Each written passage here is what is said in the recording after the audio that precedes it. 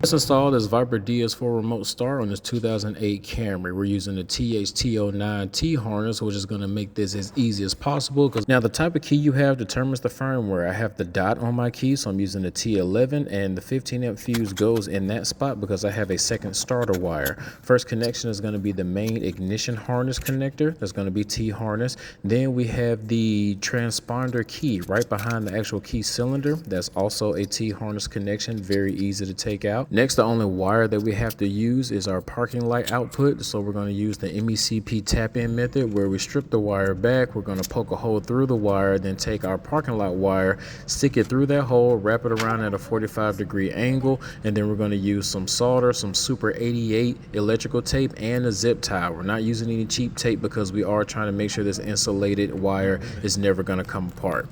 Some people don't install the parking light wire because they rather just stick their head in the door and listen to how many times the remote start clicks. But if there's any type of troubleshooting codes, I'd rather just count the flashes, so I go ahead and hook it up.